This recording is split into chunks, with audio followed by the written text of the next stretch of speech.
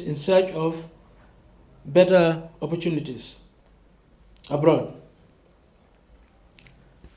This auspicious occasion or event marks a pivotal moment in our collective efforts to uplift and empower these members of our society and ensure that no one is left behind in our national development efforts. The project we are launching today is more than just an initiative.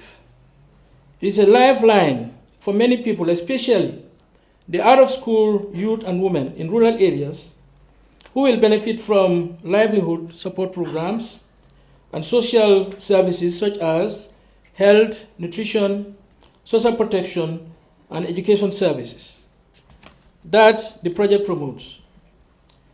This project has been designed with the objective of breaking barriers, providing not just a helping hand, but the tool and opportunities necessary to foster sustainable livelihood and resilience. By targeting capacity building, financial support, and access to resources and services, this initiative seeks to empower the vulnerable women and youth, especially out-of-school youth in rural areas, ensuring that they become active participants in driving the country's development agenda forward. Ladies and gentlemen, let me take this opportunity to express our gratitude, our profound gratitude, to the African Development Bank for the unwavering commitment to supporting the Gambia's development agenda. This project could not have been possible without your financial and technical support. The dedication and collaboration ensure that our vision for an inclusive and empowered society becomes a reality. I would also like to acknowledge the role of all our partners, the regional governors and their teams, the implementing partners, and local leaders who have been instrumental in bringing this project to life. Your dedication to improving the lives of our vulnerable populations is truly commendable. A special thank you to the National Social Protection Secretariat and the entire project implementation unit for their commitment to the success of this project. In conclusion, ladies and gentlemen, today's launch is just the beginning of a transformative journey. As we embark on the implementation of this project, let us remain committed to its goals, ensuring that every vulnerable youth and woman in our rural areas has the opportunity to live a dignified life with access to the resources and services they need. Together we can build a more resilient, equitable, and prosperous Gambia. I look forward to the positive impact this project will have on our nation's future. Thank you very much for your kind attention.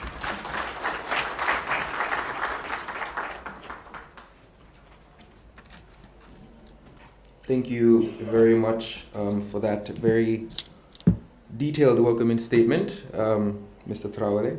You mentioned that this project is going to serve as a lifeline for so many people in the country, especially out-of-school youth, because you mentioned irregular migration, which is something that I believe is haunting our nation at the moment, and it's haunting our young people.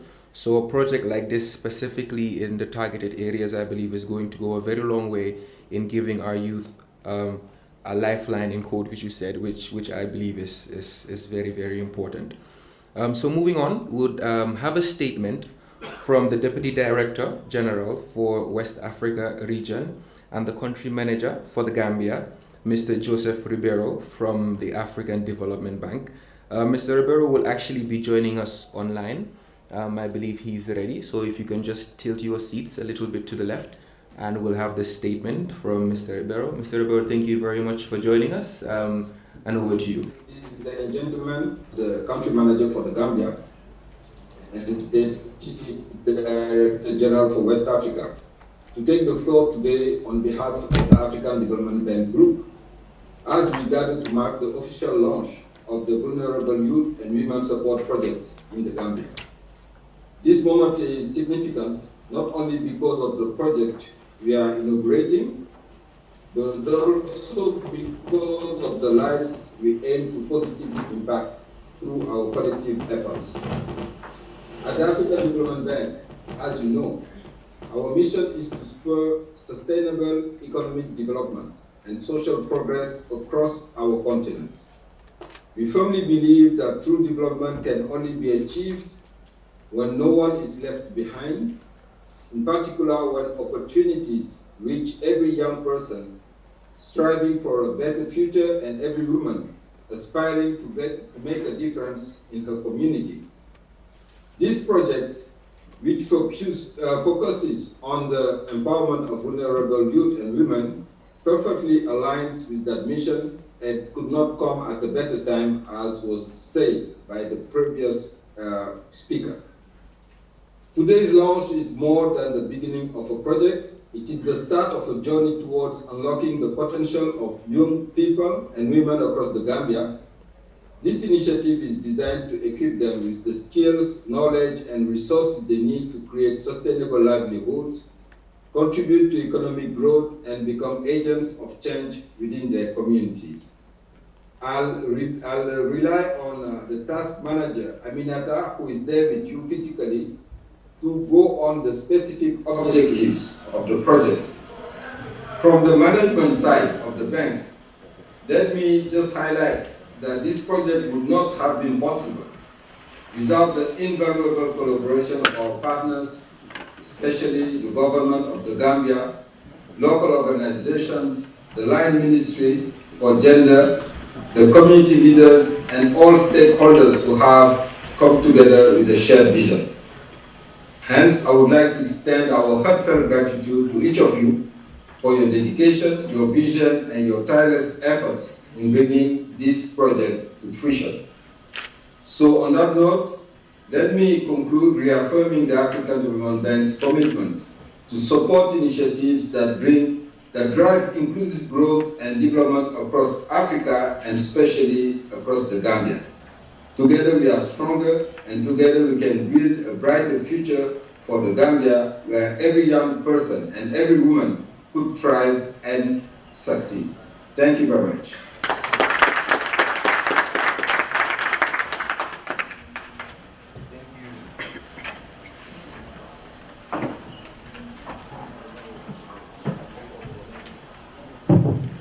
Thank you very much, Mr. Rivera, for joining us. That was a very detailed and I'd say very inspiring speech. And I'm very sure we wouldn't have wished to collaborate with any other partners on a project such as this apart from yourselves, because I believe that your goals and the goals of the National Social Protection Secretariat and that of the Gambian government align perfectly well. And I believe that this is a very good partnership and a perfect match, I'd say. And so the goals and the missions for this project will definitely be achieved thanks to your involvement together with that of all the stakeholders involved. So once again, Mr. Ibarra, thank you for joining us. We will now move on very swiftly to the official launch of the project, which is the Project for the Vulnerable Youth and Women Support Project. And for that, we have with us in our midst the Honorable Minister for Gender, Children and Social Welfare. Ladies and gentlemen, please make welcome Honorable Fatou Kinte.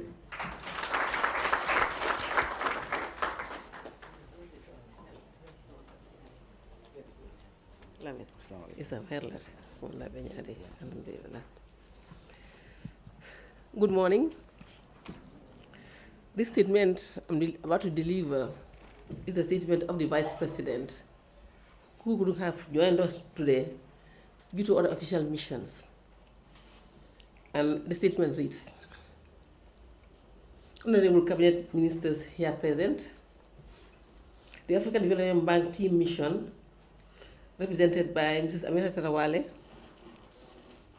permanent secretaries, and other senior government officials, Mr. Babadin Sabali, DPS Technical of the Ministry of Health, Mr. Sheikh Tarawale, DPS Technical of the Office of the Vice President, UN agencies and other development partners here present, the coordinator of the Social Protection Secretariat and staff, the director of NANA and staff, NGOs and civil society organizations. I can also see staff of the Ministry of Youth and Sports, Tango, and other government departments and ministries. Information departments I can see are also represented here. The private sector representatives of good morning. Today marks yet an important milestone in our shared journey towards building a more inclusive, resilient, and prosperous Gambia. It is my honor to stand before you as we launch the Vulnerable Youth and Women Support Project, a game-changing intervention designed to uplift those who face the great barriers to opportunity in our country. In recent years, the Gambia has been faced with numerous challenges, from economic volatility to the impact of global crises such as COVID-19 and the Russia-Ukraine conflict. These events have highlighted the fragility of our socio-economic systems, but more importantly, they have underscored the resilience of our people, particularly our women and youth. As we gather here today, we are reminded that 65% of our population is under 24 years old. With many facing the harsh realities of unemployment, underemployment, and limited access to basic services. Our women, who make up a significant portion of the workforce, remain at the forefront of these challenges, especially in rural areas where access to quality health, education, and employment opportunities remains limited. The chairperson, ladies and gentlemen, this project, generously funded by the African Development Bank through the transition support for out-of-school youth and rural communities. The Vulnerable Youth and Women Support Project is designed to tackle the multidimensional nature of poverty in the Gambia, ensuring that we not only create opportunities for economic empowerment, but also provide access to essential social services such as health and education. The chairperson, distinguished ladies and gentlemen, the Vulnerable Youth and Women Empowerment Support Project is closely aligned with the African Development Bank's Rising Agricultural Value Chains for Inclusive Growth. This project will contribute to Goal 1 with a strong emphasis on youth and women's employment. The project will support the implementation of AFDB's Job for Youth in Africa Strategy 2016-2025, as well as the skill for employability and productivity in Africa. Additionally, it allows increasing their skills and enhancing, supporting sustainable development across the continent. Let us reflect for a moment on the vision behind our NDP 2023-2027 and aligned with the National Social Protection Policy 2015-2025. The goal of this government is clear: to build human capital and promote inclusive growth that benefits every Gambian, especially those who have been left behind for too long. This project that we are about to launch today is a critical instrument in advancing this agenda, as it directly supports our green recovery focus and the social inclusive project under the National Development Plan. This project promises several important benefits, such as: 1, it is to build on 3 fundamental pillars that reflect both technical and political commitment of this government to reduce poverty, strengthen social protection systems, and empower those most in need. 1, empowerment and job creation. At its core, this project focuses on functional literacy, technical and vocational skills, development, and agricultural value chains. Over 1,000 vulnerable youth and women will be equipped with the necessary skills to engage in productive activities, especially in agribusiness. Moreover, by rehabilitating key TVET centers and providing demand-driven training, we are ensuring that these individuals can access to improve access to basic services. It is not enough to provide economic opportunities without addressing the basic social services that underpin sustainable development. This project will enhance access to quality health infrastructure, especially in maternal and child care, and rehabilitate health centers in Kuntaur, Fatoto to national standards.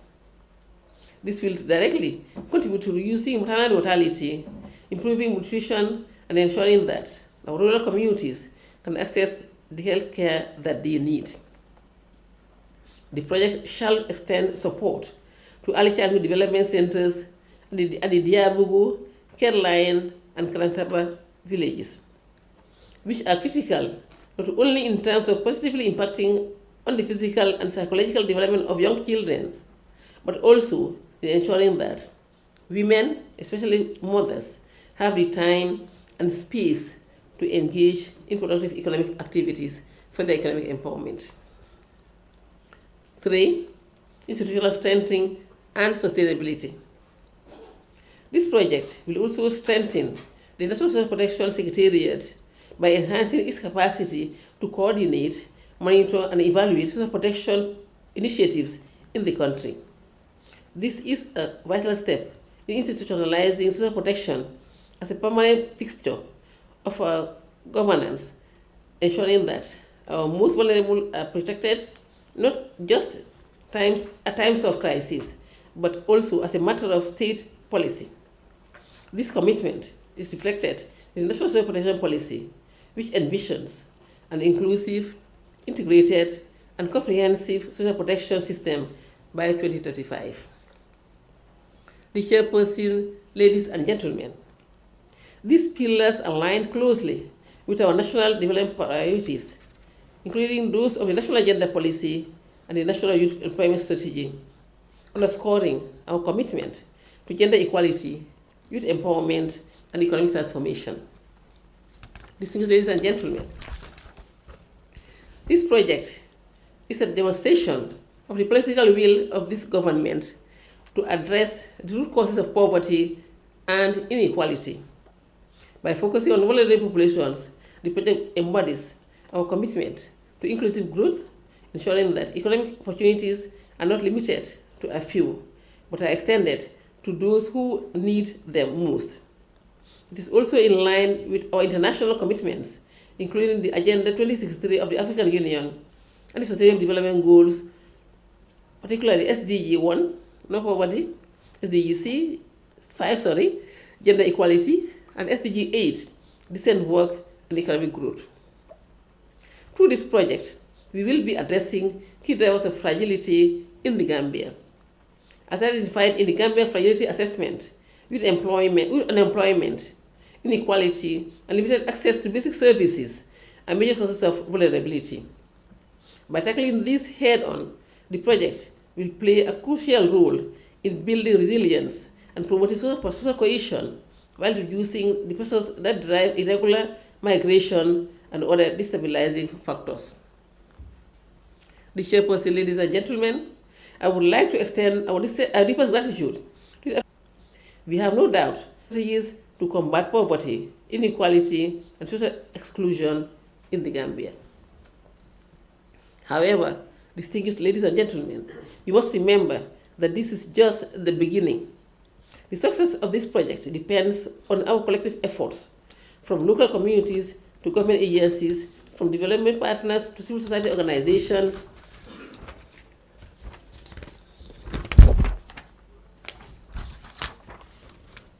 I therefore call on every stakeholder to play their part in ensuring that the benefits of this project reach the people it is meant to serve. Together, we can transform challenges into opportunities and ensure a better future for our youth and our women. Today, we reaffirm our commitment to leave no one behind. Let this launch be a symbol of hope, empowerment, and progress for all Gambians, especially the most vulnerable.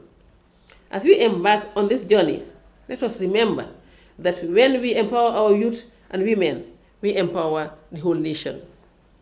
With these few remarks, ladies and gentlemen, it is at this juncture that I have the singular honor and privilege to declare the Vulnerable Youth and Women Support Project officially launched, and may the project be a beacon of transformation for generations to come. Thank you very much for your audience.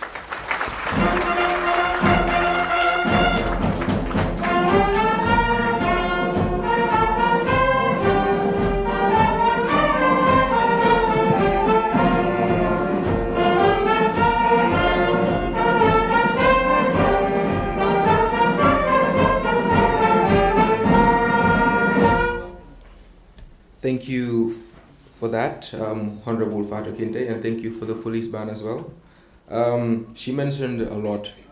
She mentioned a lot, and I'd just like to highlight a very few points that she did mention, most especially when she said that the success of this project depends on us.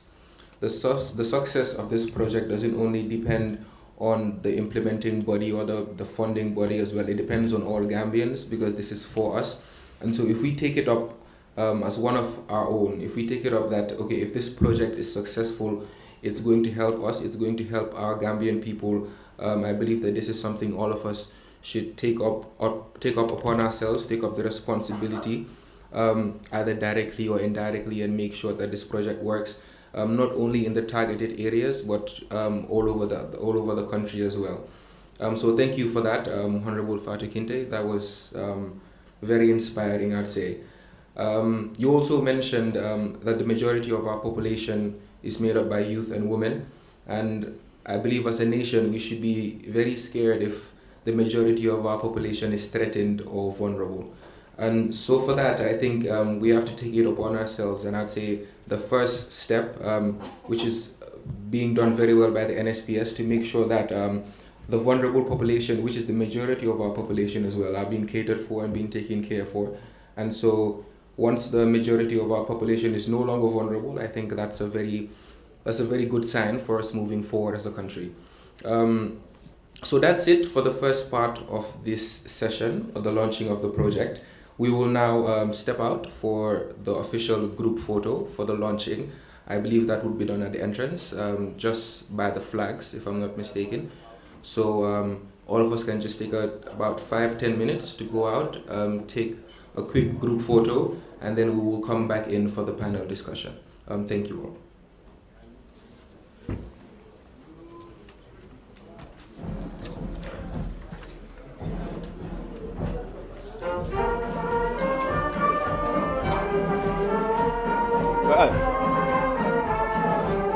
So we have to release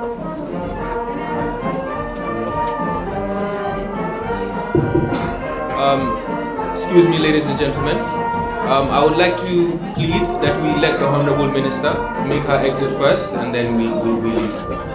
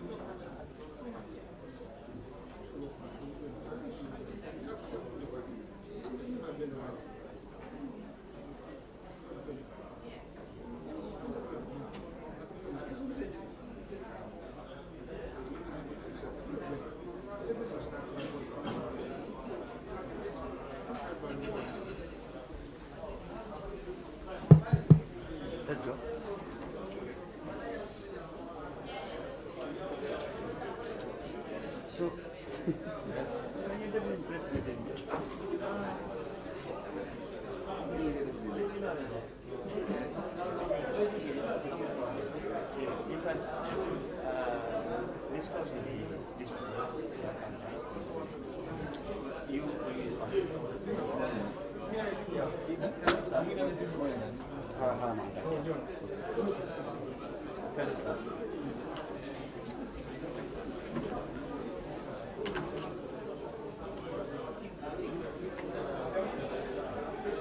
Wait a minute.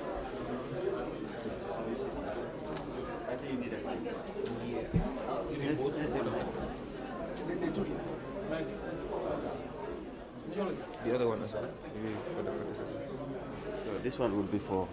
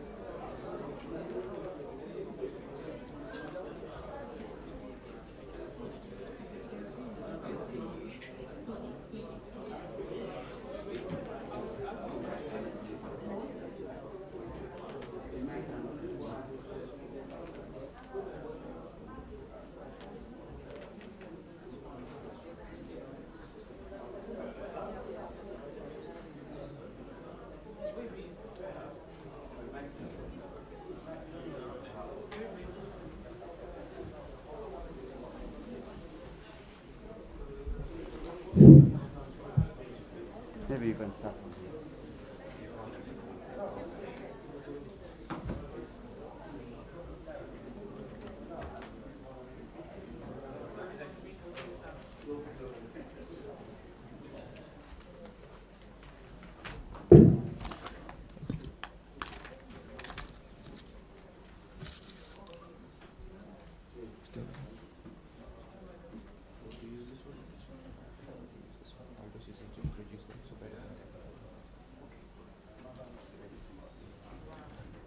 Good morning once again, ladies and gentlemen.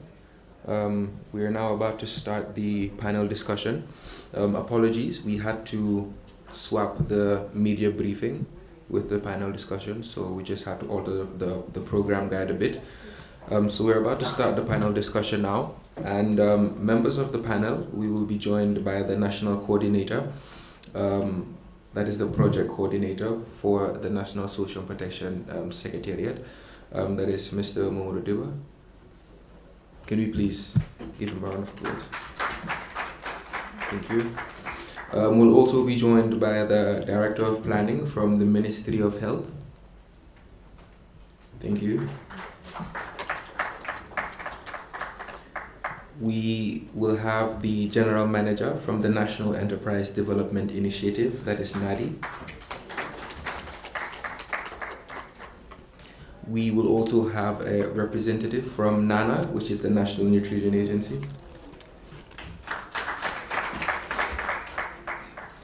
And finally, we will have a representative from the Ministry of Basic and Secondary Education, specifically from the Adult and Non-Formal Education Unit.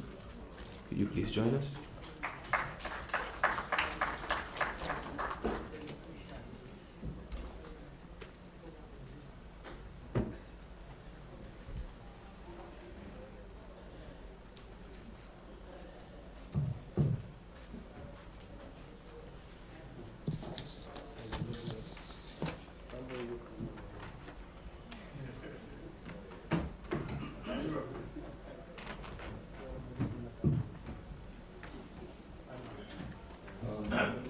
Thank you, ladies and gentlemen, for joining us on this panel. This is going to be very interactive, I believe. We want to be as interactive as possible, so all of us will be able to learn about this project. And so we've got different stakeholders, both from the government and from the private sector as well, who will be playing very pivotal roles in the implementation of this project. And so because of that, I'd like to start with our implementing body, which is the National Social Protection Secretariat. We have the national coordinator in our midst. Mr. Dibba, I'd just like to ask you what role NSPS will play in the overall success of such a project. Sorry, before you start, if you have any questions, please just note them down, and then we'll take it bit by bit. We'll pass the mic on if you have any questions, and please direct them to the speaker, and then after that we'll ask questions. So, Mr. Dibba, I'll just give you the question, and that is, what role does the National Social Protection Secretariat play, or what role will the National Social Protection Secretariat play in the overall success of this project? Okay, good afternoon to everyone, and thank you, Sam, for the, is it working now? Okay, good afternoon, everyone, and thank you, Sam, for the question. So first, I will put it in two ways. First, I will say our direct physical activity in the project, and also a very symbolic activity, and the reason why the National Social Protection Secretariat is coordinating the project. So as explained earlier on, we are coordinating, or we are the implementing agency, but none of the activities on the ground will be implemented by the National Social Protection Secretariat. This aligns strictly in line with our mandate to coordinate social protection activities, and then other people will implement on the ground. This is also in line with the National Social Protection Act, which was recently passed by the National Assembly 2024. The Social Protection Secretariat is supposed to coordinate social protection activities, and that is why in a multi-stakeholder project like this, we are coordinating the activities, but the institutions to be on the ground and to provide the actual services will not be the National Social Protection Secretariat, which is our core mandate. Now, the second symbolic activity that I would want to mention, often people take social protection to be synonymous with cash transfers.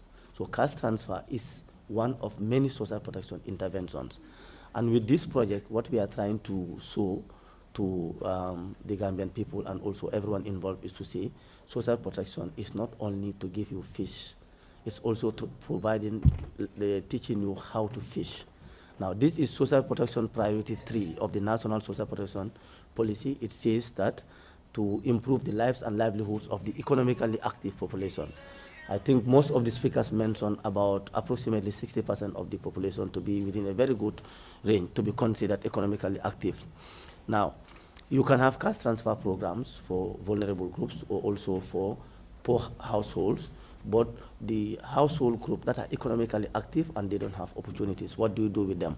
Social protection is saying you provide training opportunities, scale them so that they'll be able to go and fish on their own. So this is why the National Social Protection Secretariat is promoting a project of this nature in addition to other social protection activities like cash transfers the government is doing, the famous NAFA cash transfer program and the government family strengthening program. This is to say it's not only about cash transfers, it's also empowering people to be able to earn living for themselves. This is also social protection. So that's the symbolic message the project has, and that's also our role in it. Thank you.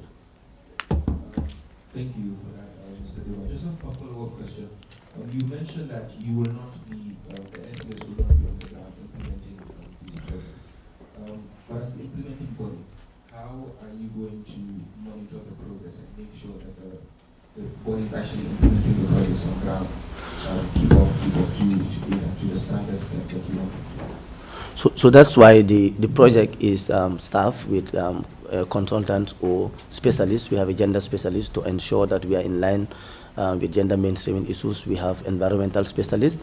We have a value chain specialist in the project. Of course, we also have monitoring specialists in the project.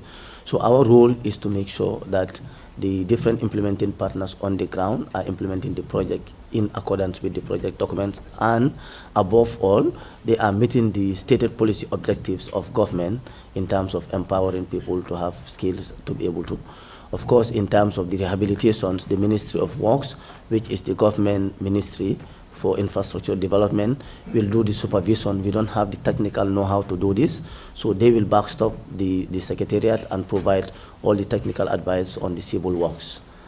Thank you. Thank you very much for that, Mr. Dula. Moving on, my next question will be for Mr.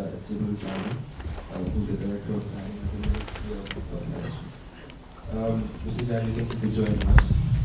My question is, how will the rehabilitation, because the project specifies the rehabilitation of healthcare centers, how will the rehabilitation of healthcare centers improve maternal and child health in these targeted regions? Thank you very much, the moderator, and good afternoon, ladies and gentlemen, my colleague panelists. It is indeed a privilege to be here to also share some of the benefits that the project will actually help in the ministry in achieving the targets, specifically the SDG, and our health sector policy. When we look at the targeted project sites, we have basically two targeted sites. We have CRR North, and CRR North we all know as planners, as social workers, is the most less privileged region in the country. And social indicators in CRR North are compared to all other regions, CRR North is worst off in terms of the social indicators. And in the health sector, the maternal mortality trend is higher in CRR North, both the Kuntauru LGA and Janjambure LGA. And then the under 5 mortality, morbidity, the neonatal morbidity, in short, the health-related indicators and the SDG-related indicators for the health sector are not really doing well in CRR North. So having Kuntauru Major Health Center rehabilitated, equipped, and provided with the necessary medication for it to perform its full potential will be able to help us reduce maternal mortality in this country by over 50%. But when you look at the majority of the deaths that are happening is happening on that belt of the region, and we could not definitely for the longest time make Kuntauru a major health center fully operational, and some of the issues are related to archaic infrastructure and also availability of equipment and manpower. But with the renovation, we'll be able to motivate the right staff to be able to provide the necessary support for the people. And for Fatoto also, it's the same thing. The Fatoto Health Center have been built over 50, 60 years ago, and when you look at Fatoto, it's very close to the border, and most of the not only the Gambians, but those around the Casamas belt also benefit from Fatoto in terms of healthcare service delivery. And from Fatoto to Basse, is over 40 kilometers. So getting Fatoto actually operationalized to be able to provide basic emergency obstetric care will be able to definitely reduce our maternal mortality rate, and then all child-related, morbidity and mortality rate. And also, one thing I will say that one of the leading factors for maternal mortality is we call them the delays. And one of them is delay in accessing, service. You realize that from Farafenye to Bansang, there is no facility that provides, a comprehensive emergency obstetric service, meaning any facility that can provide operation for women. From Farafenye, you go up to Bansang, and Bansang you have to cross the river to access, Bansang, and that's almost more than 100 kilometers. For a woman to be in labor to travel over 100 kilometers, is huge. It's unacceptable. And also, not only in terms of service, but it also it will help reduce out-of-pocket expenditure for women. Those that need obstetric care can easily, from Nyanga Banta end, can easily pay fare to Kuntauru, rather than paying fare up to Farafenye or paying fare to Lamenkoto, cross the river to go to Bansang. Yeah, thank you. Thank you very much, Mr. Jammeh. Just before you pass on the mic, you mentioned some of the challenges. Number one being transportation and the distance between some of these rural areas to Gambia. Are there any other challenges that the ministry has faced that you feel like this project could solve in the near and yeah, I think one of the challenges I've mentioned, the project will provide ambulance for 2 sides. So it will cut the challenge of it will reduce, not cut totally. It will reduce the referral challenge. And the project will also provide equipment for the facilities to be fully operational, and that will help lessen the burden on the national budget in terms of the in terms of provision of equipment. And what is more important is the medication aspect. Really, we all know that access to medicine in the country, even in the Greater Banjul area here, is a huge challenge. The medicine price has definitely gone up. From the AKI, 2 years ago to now, we used to buy paracetamol syrup for $25, $30. Now, paracetamol syrup is $75 to $100, depending on the. So an ordinary, Gambian cannot definitely afford. And this is part of the project to provide these 2 facilities with enough, medical supplies to be able to, provide services to the vulnerable, individuals in society in those targeted areas.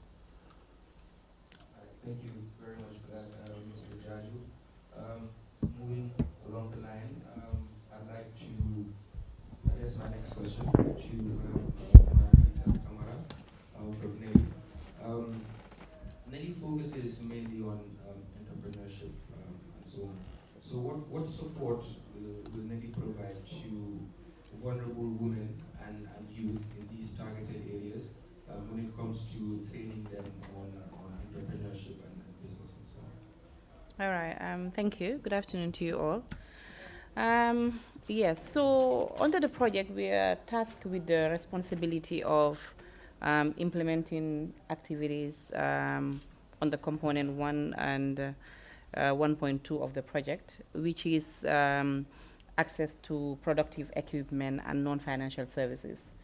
The program will go a long way in providing employment for vulnerable youth and women in the 3 LGAs that we are working in. That is CRL North, South, and URR. Our role will be to provide coaching services, market linkages, and youth and women training in the 3 LGAs that we are working in. That is CRL North, South, and we target 1,000 beneficiaries and youth 18 to 35 and women over 35. And we will be concentrating on few components, that is horticulture, poultry, small ruminants, and agro-food processing. These are the key areas. So far, we've rolled out the application process of the project, and we've received more than 10,000 applications. And this further goes to, highlight the need and vulnerability of people that live in those communities. So I believe the program will go a long way in providing employment and also access to finance for women, which will definitely lead to financial independence. 10,000 applications and you are targeting 1,000. So how do you plan on narrowing it down to The truth is, not all the 10,000, 1,000 will even come out of the 10,000. The truth is, about 740 will be selected out of that. The 60 would be beneficiaries that would be direct target beneficiaries from the Gambia Shanghai initiative. We also have another 200 that's also a direct target from the mass education that is being implemented by one of the IPs, that is ANFO. We have shortlisted about 3,000 out of the 1,000 applicants, and now our job, the team is currently on the ground interviewing. The job is to, which is the most difficult part, is to get 740 out of the 3,000 that are shortlisted. We knew the target was 1,000, but we still went ahead to collect the applications just to further highlight and emphasize the fact that the need is there. In case in the future there is support, not from just ADB, but other projects would also use the data that we already have to further support people from those communities. Great. I think it's very important that we have some of our partners from the African Development Bank here as well to hear stuff like that, so they know that we have a lot of people, a lot of vulnerable women and youth in our communities who need that, because 10,000 is a crazy number. It is.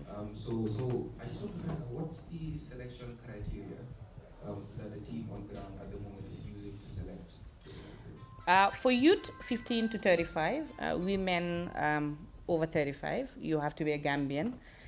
You have to be a resident of the 3 LGAs, CRR North, South, and URR. You have to be interested in some of the areas that I mentioned: poultry, horticulture, small ruminants, and agro-food processing. So these are some of the basic criteria. Thank you. We also have a specific number for people living with disability. We would also cater for some of the migrant returnees. They will all be factored in from the applicants. Thank you. Thank you very much. So my next question goes to Mr. Silva from Malti. Mr. Silva, my question is, how does the ministry plan to integrate life skills and entrepreneurship into the school curriculums at the moment? Because I believe in the economy we have at the moment, skills and some of these things are just as important as learning, as the theoretical part of learning. So are there any steps being taken to include skills and these things into the curriculum for the children? Okay, as far as this project is concerned, our basic role is to provide basic literacy and numeracy. To what I've just asked, we'll go to Navy. Okay. As far as this project is concerned, to provide basic literacy and numeracy for beneficiaries. And this is very essential, because whatever you are doing, if you cannot read and write, you cannot prosper. African problem, if you look at African history, some scholars are saying that our main problem is lack of numeric and alpha and numeric. Here, majority, 50% of the Gambian, they cannot read. And those who can read, their literacy level is very low. If you go to CRR, Kontauru, and many other places, if you do assessment, the literacy level is very, very low. And majority of our participants are women. These people cannot read and write, and they are always taking part in economic activity, gardening, small business, you name it. So therefore, our involvement in this project to increase their ability to read and write, proposed to keep proper records of their activities, and also to be able to calculate, because sometimes their business blank sheet, the moment it is above half million, they cannot calculate, especially when they want to, itemize. So that's why we train them how to read and write in their own languages. And according to this project, we have 4 national languages that will be used during training. We train them to read and write in these languages. So medium, the national language are going to be used as medium of instruction. We're also going to use them how to calculate, use calculators. So that when they are doing the small business, instead of trying to count offhand, they can use their calculator to count within minutes. They are done with it. So reading and writing are very essential, as well as using calculators. And as this already said, we are targeting 1,000 land across the country, all over the country. Our intervention sites are Kuntauru, a local government area, Basel local government area, and the other side is it Basse, Kuntauru, and Janjampuri. These are our intervention sites. So I don't know whether I have answered your question adequately. Yes, yes, you have. Just a quick Okay. question. Okay. These are adults, Okay. most of them are adults and youth as well. Okay. So how do you plan? Of course, it's going to be a different approach. I know that the ministry already has an approach for adults and so on. But just for us here, could you please just give us a brief rundown of exactly how you plan to approach teaching adults and so on, please? Because I'm pretty sure it's a different approach that you would take us to teaching. Yes, our facility, we're going to train them content knowledge as well as pedagogy. Pedagogy is called what they call adult psychology. That's very, very important. We are going to equip them with that skill. If you want to teach adults, you have to respect them. And they learn better if they are involved in practical work. So some of these, psychological, input will be, part of our training. So by and large, we go to train them content knowledge on orthography, how to, read in Mandinka, Wolof, Plar, as well as, how to approach adults. Adults are different from, small children. So their teaching method is quite different. So we are going to equip them with that skill and knowledge as well as competency, so that at least they'll be able to impact knowledge on them. Sure. So the languages you mentioned, I might have missed it, but I didn't hear English in there. Do you think it is necessary for us to include English into some of these curriculums for the adults, as it being the official language? So let's say if they have to deal with official transactions. Yeah, that depends on the community. They have to choose the medium of instruction to be used during teaching and learning. So we don't import. That's why before any program, any intervention, we embark on baseline. And the result from baseline will tell us what will be the medium of instruction in a particular community. There are other literacy centers here, they use English. Like Inside Training Center, they use English. SOS, they use English.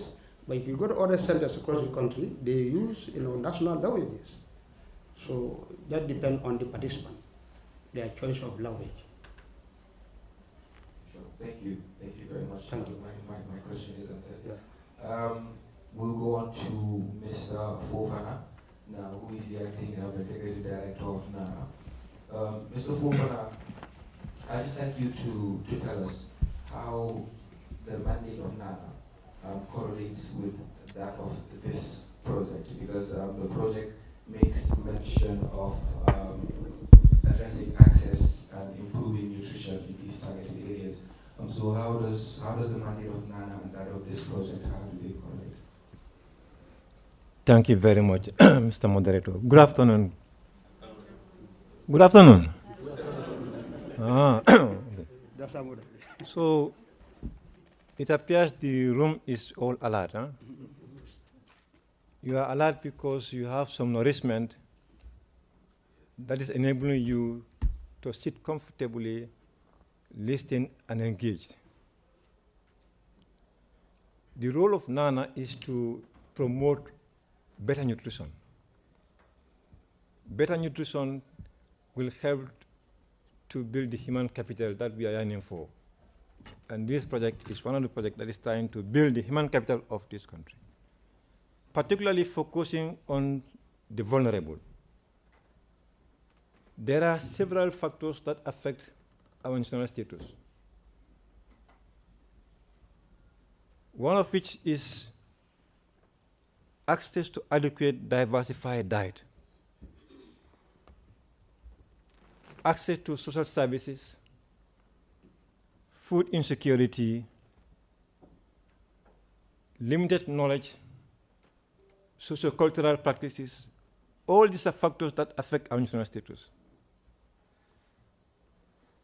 This project in particular, and NANA's mandate is to see how do we address these factors.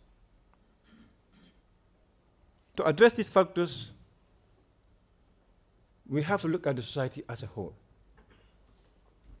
And that's why we employ or we use what is termed social and behavioral change communication.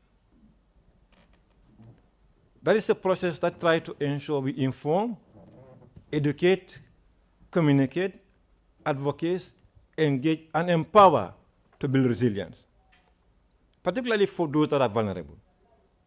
And this project is trying to address those vulnerable youth and women so that they can be engaged in socio-economic development of this country.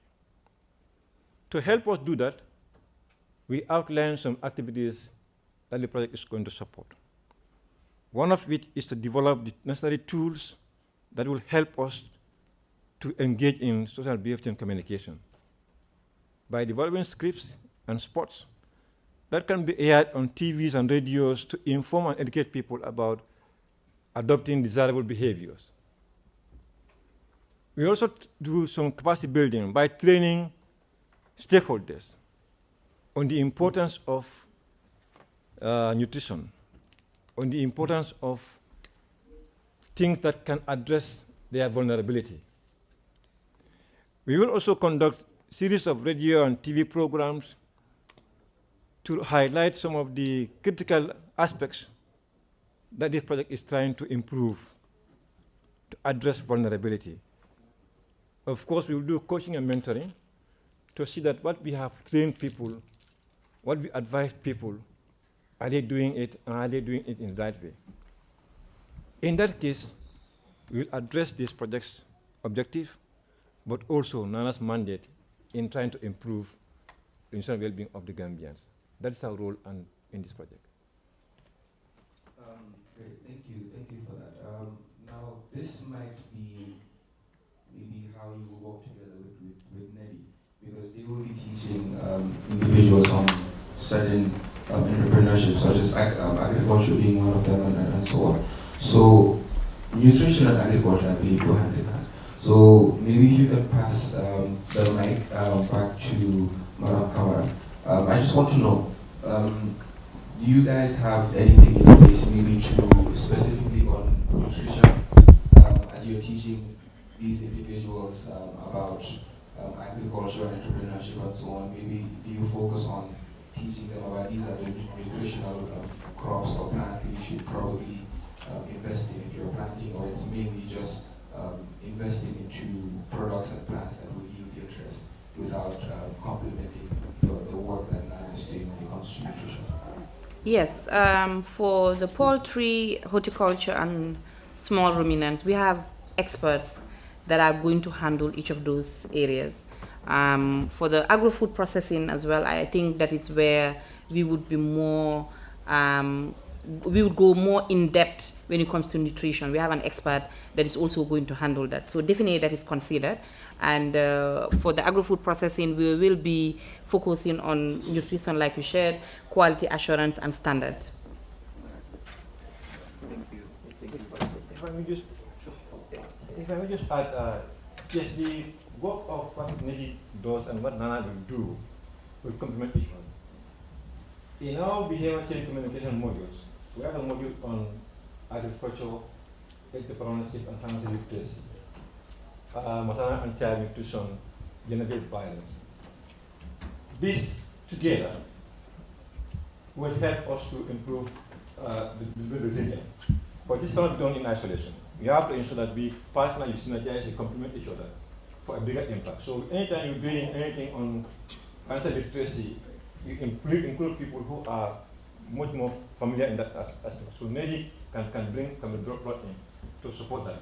So there will be a lot of complementarity between what we do and what NEDI does, especially in particular what also the non-formal education and food does. So there will be a lot of complementarity between stakeholders. It's not a social project. It's a project that is trying to ensure that we build a system. And to build that, we have strong ensure that partnership is very strong.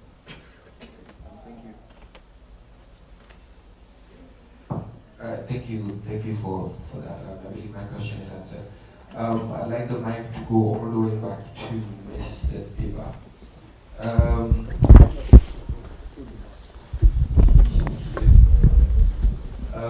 Mr. Diba, I just want to ask, as you said earlier, you're the implementing body and the project at the end of the day is on you.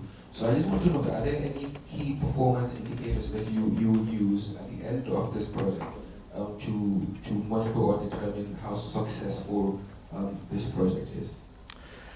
Okay, thank you very much. I think you, there's another Mr. Diva at the far end of the table. Of course, I'm also always honored and privileged to say that Mr. Diva taught me in school. So it's a pleasure to say at this stage again with him, and always appreciative of his contribution to my life in the early stages of my education. So we have overall indicators of the project, which will go towards addressing overall indicators towards poverty.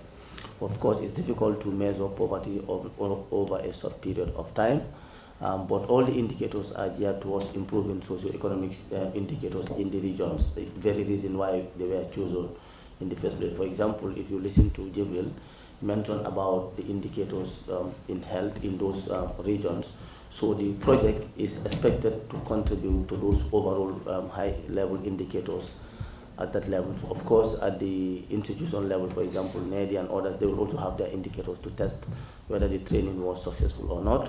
But the beauty about this project is, at least, let's say, for the entrepreneurship component, at the end of the training, it doesn't stop there. There is a support at individual and at group level for the purpose of sustainability, to allow them to actually practice what they learn. So the project indicators are all contributing towards national indicators of poverty and also health outcomes. So it may not be directly linear, one-to-one, but we expect, for example, we see that if you look at one of the causes of maternal mortality is the distance that is traveled by a pregnant woman in labor.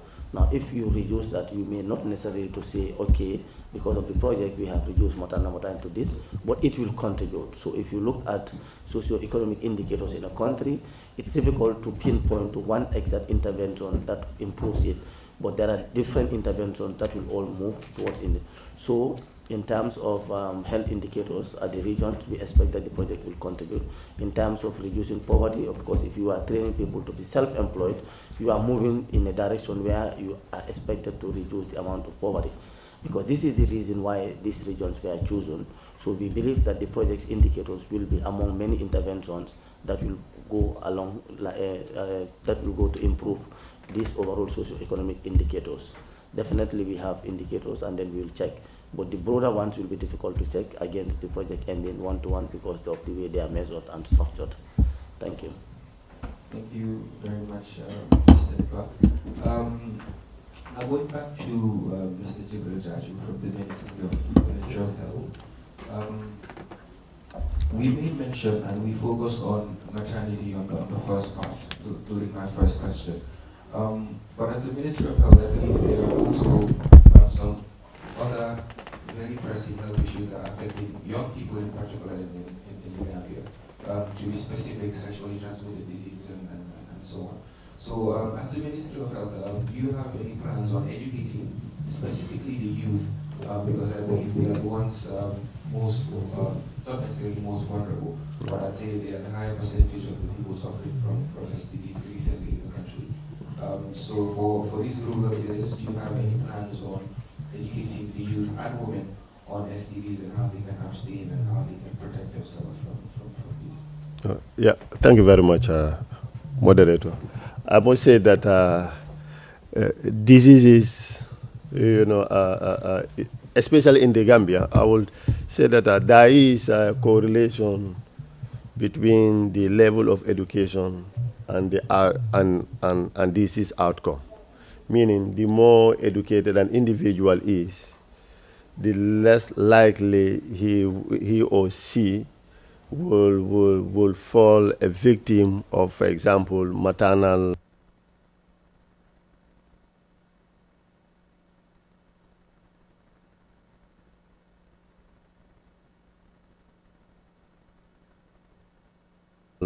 mortality. So most of the maternal deaths, that are happening in the rural areas, if you do maternal audits, you realize that the educational level, for example, of a woman is actually low. The income is also not there, because educated women tend to have control over their sexual and reproductive health. So an aware individual have control over his or her health-seeking behaviors, So the ministry have plans, and it's a continuous process. And you will see that some of the components from NEDI, NANA, and also education, have an impact on health. Because, if the nutritional status of individuals, or women, are improved, then there is less likely that they will suffer from anemia, for example. And anemia, we all know, is also part of the, causes of maternal mortality, for example. So if people are educated, they are aware of the do's and the don'ts, and they know how to prevent, themselves relation to, sexually transmitted infection. So it's an ongoing. Although, previously for the past 10 years, you realize that before any radio you open, you'll hear people talking about TB, talking about HIV, talking about malaria. But now the trend is changing, because the donors, for example, says that Gambia is not a high-risk country. So we're only focusing on the treatment component of, for example, HIV, TB, and malaria. So the SBCC component is no more funded. But the ministry have a special unit called Health Promotion Directorate, that is actually, doing health communication, health promotion, component to also support in the behavioral change component, in terms of health saving. So it is an ongoing thing, and that's plans of the ministry launching rigorous social a social media campaign. We have Facebook, but we we have plans of even launching a TV station. There are preliminary studies that is going on. My directorate and the research directorate have started a research on a feasibility study to actually have a TV purposely for health, so that we educate our people, so that we take control of our health. We always say that health is beyond health, So when you are aware of the risk and the dangers of certain behaviors, it will help you to avoid them, So which leads you to a healthy life. So in summary, if you look at the entire project design, you realize that all these components of the project are all interlinked, So I must say that as a health sector, I'm privileged to stand on top. So all the other ones are catalyzers towards good health. Good income contributes to good health. Good nutrition, the same thing, and also education as well. Thank you. Thank you very much, Mr. Jaju. So now it's now time to open the floor for questions. We will take 3 questions, and please direct your questions to one of the members of the panel. My name is Honorable Yahya Jammeh. I'm the representative of young people with disabilities at the National Youth Parliament. I'm representing Gambia Federation of Disabled. So we thank you for your invitation. So my question will go to Mr. Deba, as you part of the project implementation body. So I've checked the contents of the project. It is pretty good, but by looking at it, you can only see that persons with disabilities are only mentioned as beneficiaries of the project. So I wanted to know at what level are you going to involve Gambia Federation of Disabled to make sure this project is fully implemented? Because I believe they should come as stakeholders, not only beneficiaries. Thank you.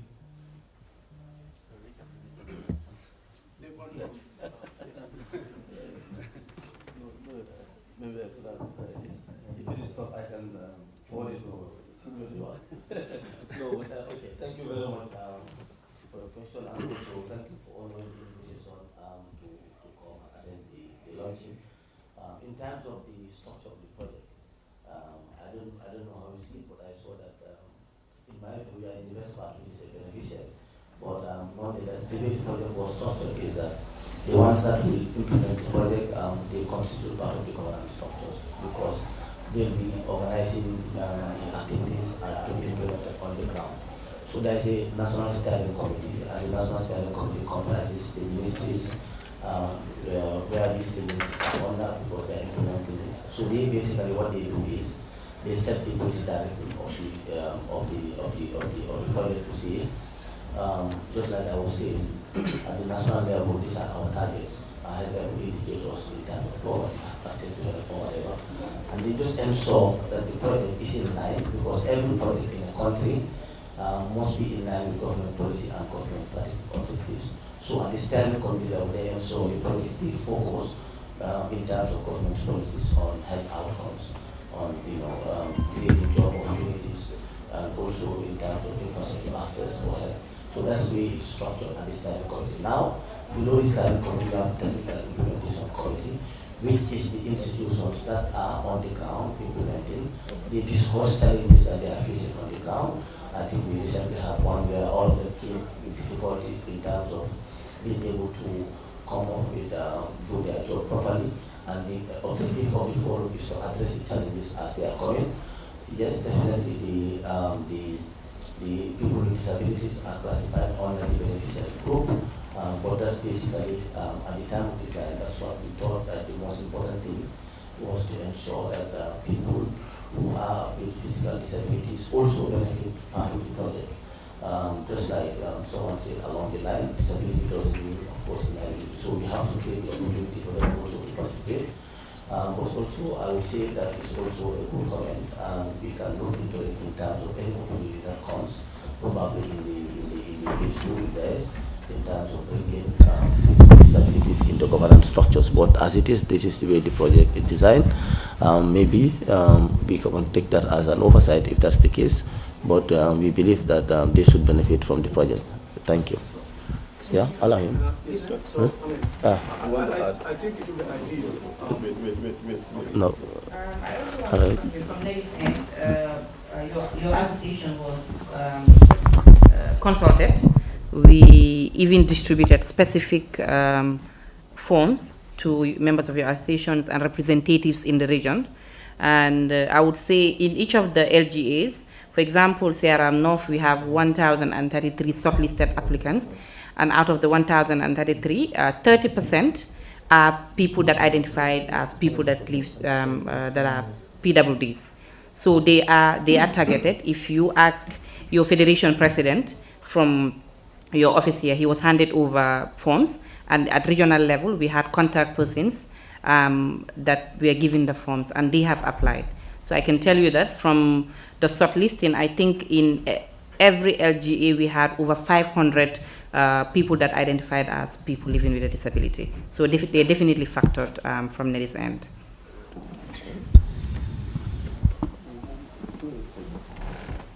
Thank you. So we'll have our second question.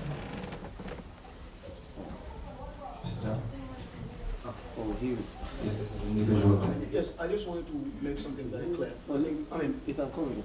It's important. I mean, having them as beneficiaries to this project is important.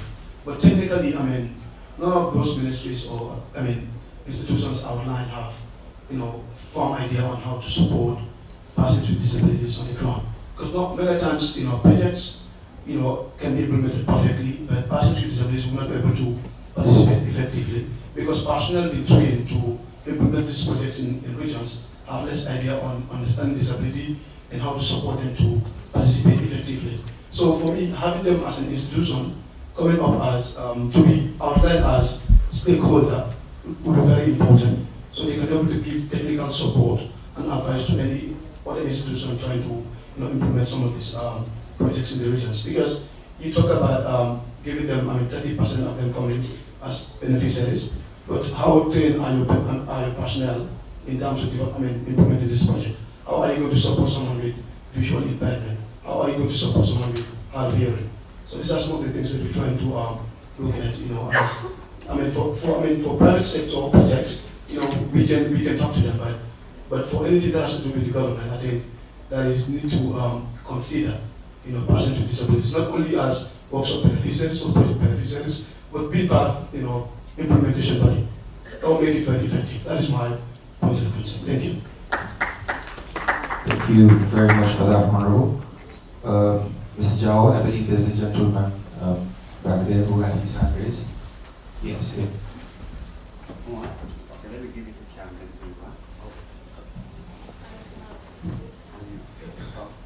Thank you very much. Yes, Chairman, Senior Program Officer Tambo. My question first goes to Mr. Foreman and the other one to Mr. Dorari. Okay, Mr. Foreman, we say nutrition is not about eating until your stomach is full. Just like the Jolas, that's not nutrition. What nutrition in your sensitization or awareness is, I think you should explain the components of the food, carbohydrates, proteins, minerals, and vitamins, and which type of foods give us all these things. Because people think you have to eat until your food is at your throat here. That's what, just to have energy to walk. That's not nutrition. Nutrition, however small the food is, let it be balanced diet. So how do we, in those kind of areas, sensitize people, understand food, it has to be balanced. And the types of food that it should be increased in the diet so that it will become balanced. Because some of these things are not even expensive. We just all try to have a kitchen garden. Because Gambian, some of these things you have to go and buy, go to the market, go and buy these things. But you can have grow it at the backyard. And then you have a balanced diet. Every time you want to eat, you go and pluck fresh vegetable and use. I think in your awareness lesson, this will be very clear. So that you have a balance, however the small the food is, let it be balanced. Not the type of jolas and cereal, how they eat food. No. Not only the foods are very wise in eating.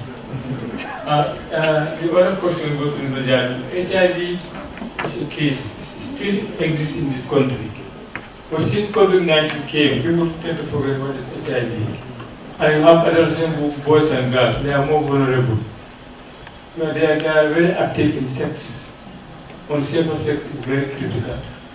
Because HIV, and it is affecting the youth very well. I worked for NAS for 9 years as a coordinator in CRR and KMC, BCC. I know some solar health facilities, you go every day, you have the 3 nines. The other 9 is stop new infection. You go to health facilities every month, you see 50 or 40 new infections in the greater Banjul area. I was coordinating this here. So you see, people think sex is just for pleasure, especially our youth. They don't care about, I want it raw. That's what they normally say, body to body. These are serious, what sensitization are you going to put in place to make sure this youth, vulnerable youth, abandon, use the ABC method. I think that's the best thing. Thank you very much.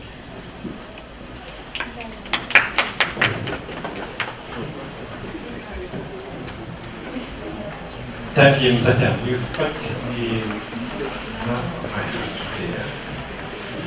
I spent 25 years in public health nutrition. And this is a very important comment. So very important comment.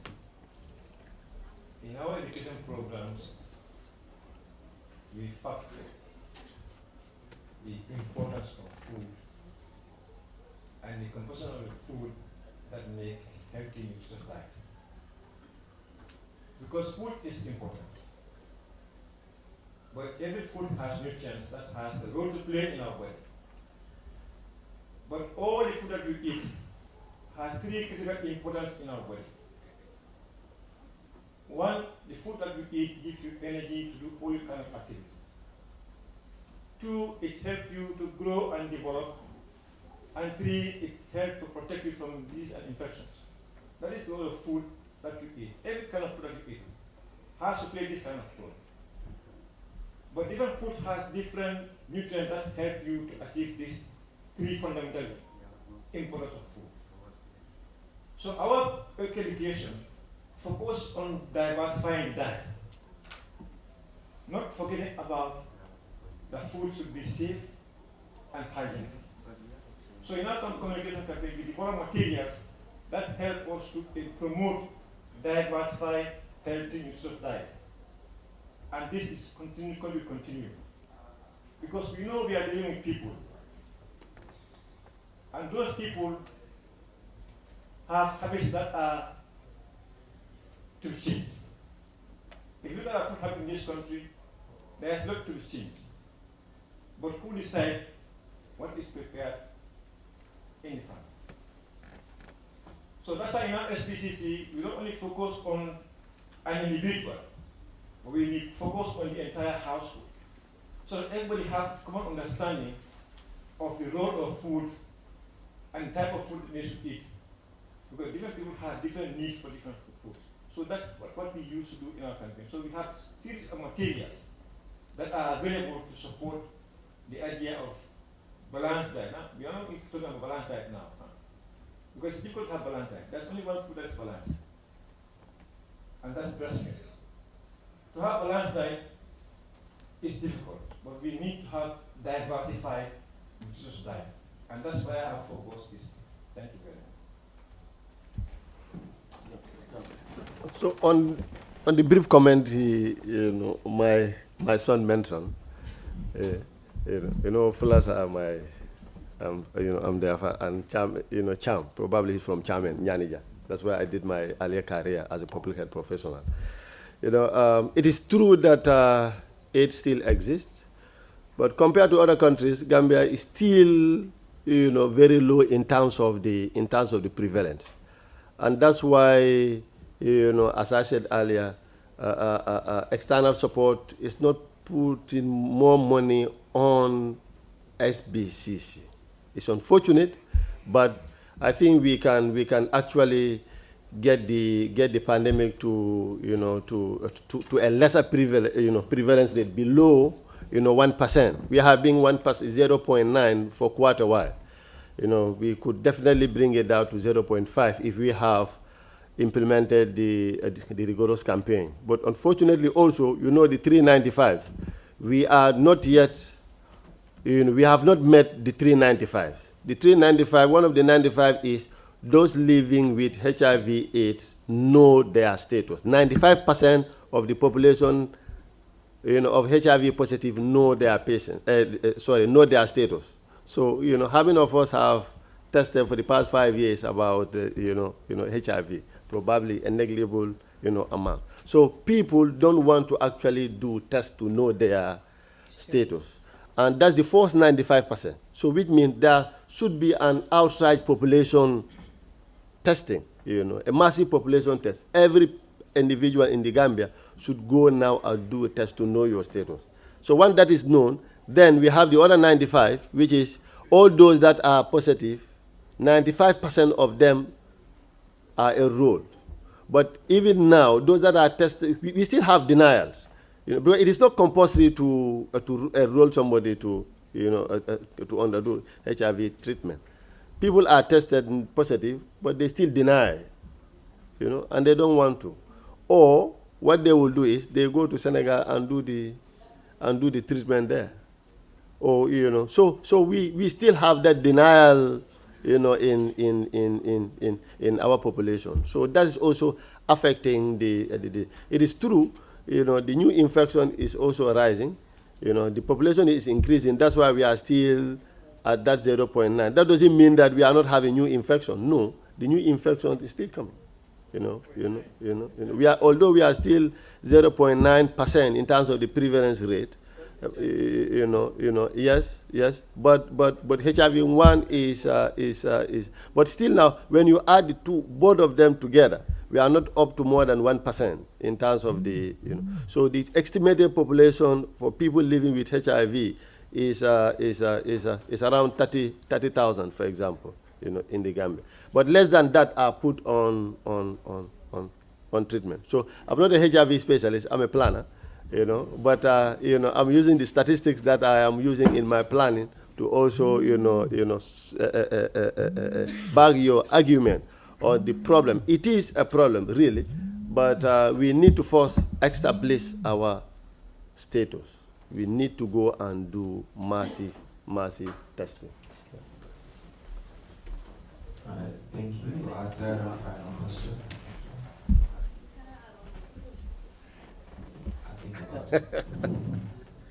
Then we can have such a discussion. Good afternoon, colleagues.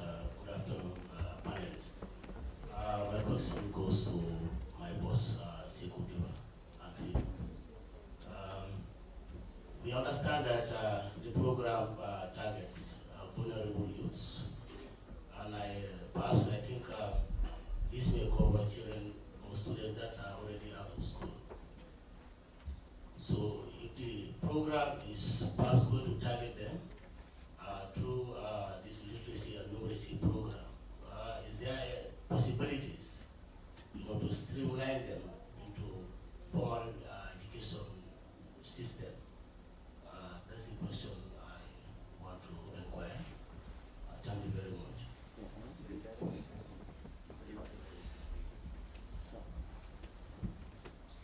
Yeah, thank you very much, Mr. Jawara. Yes, it used to happen because in the past we had done literacy centers across the country, but participants in those centers sometimes they transit to formal sector. They are linked. Sometimes it happens. It depends on the interest of the literacy participants. Yeah. Besides, there are other programs which is not linked to this project because of G-Goal. Those people are targeting people who are either dropped out of school or they have never been taught. We prepare them to a certain level, and from there they join the formal system. So these are all there, depend on the interest and the performance of the literacy participants. Yeah, thank you. Mr. Jammeh. You may. Okay, thank you very much. I think he actually, I don't know how to call it. I even have to ask him whether you saw what I had in mind. So first it was on nutrition, because I know Nana has the documents, they have materials for their advocacy. But how well is it getting into to the people, to the right people? That's everyone. And you will all agree with me that in as much as social media has negative impacts, it has positive impact. I believe in the positivity of social media. And before waiting for external funds or whatsoever, you could utilize social media, digitalize those materials, put them in some postcards, some posters, some flyers. Just post it everywhere. We have Gambian youths are very active. Not only our youth, we have our parents, our grandparents also active on social media. Even if they don't participate, but they watch, they listen. If you get those pictures, get someone to do a voiceover, maybe in Mandinka, in other local languages, the information will sink without you physically going to meet them. It's a proposal, it's a suggestion. Maybe you could also look forward to it. And to my director here, I'm also proposing that radical campaign method, using the social media, every close measure that you have, because these factors, these problems, challenges have been detected or have been factored a long time ago. But what solution are you taking? You know that education, they are not aware, but you could do a little. I know Pope FLA it's no longer in the curriculum. And we were lucky to have from primary to active on social media. At the university where I am, we have a health and sexual awareness page where students are, and we have conversation. We do research, we invite doctors, we invite health personnel, experts to give us information. Let us not rely on external funds and all that. We could do it our own way with the little things we have. Let us not, in as much as the records you have, but the connection I have with some health personnel in there and the research I do and all that. But it's scary to have anything to explain or anyone to blame. Thank you. Thank you very much. Thank you very much for that comment, not a question, but a comment. And it's a very valid comment. SPCC is a project that uses 3 key strategies. That is advocacy, behavior change communication, and social mobilization. But of course, in delivering these strategies, we use several approaches. One of which is mass media communication, using radio, TVs to communicate to the mass. We also use interpersonal communication networks. These include the village support group, the traditional communicators or the Kanyarens, the mother clubs, or any other structure that we use in disseminating information to the people. But we also use social media as a platform. Because we know we are in a global world, and we have to ride through what the global world is moving along with. So social media is also a platform that we are using to communicate, inform, and engage. Because we know there are several people, especially the adolescents, that are very much attached to social media. So we are also using social media as a platform to share information that will influence the behavior of some target group. But definitely it's a very good comment. Thank you very much. Okay, I want to add something to what Umar has asked. Whether leadership participants in our adolescents and that they can transit to formal sector. Yes, it's possible. I want to cite an example from SOS and Inside Training Center, because those people, they conduct their leadership classes in English. So sometimes they meet adults from the street, some are mates, and they end up going, working in the hospitality industries, some become social workers. Yes, SOS just at the corner here. Many of their students are adults, and now they are working, and they give them their competence. So it's possible. Thank you. Thank you very much for that, Mr. Deba. That brings us to the end of this panel discussion. I thank you all for your very important, I'll say, contributions to this. Thank you to my panelists. Thank you for joining us. That was very interesting, and I think we all learned a lot, most especially about the project. And we'll be keeping a close eye, and we are very sure that this project will be very successful. Sure. So as I mentioned, thank you all for coming. We will have a fragility training. It's not compulsory. If you want to stay, you may. If you do not want to, you are free to leave. Then after the fragility training, then we will have lunch. Thank you all for coming once again. Thank you. Thank you. Honorable Mother, and also your family, we want everyone. Thank you.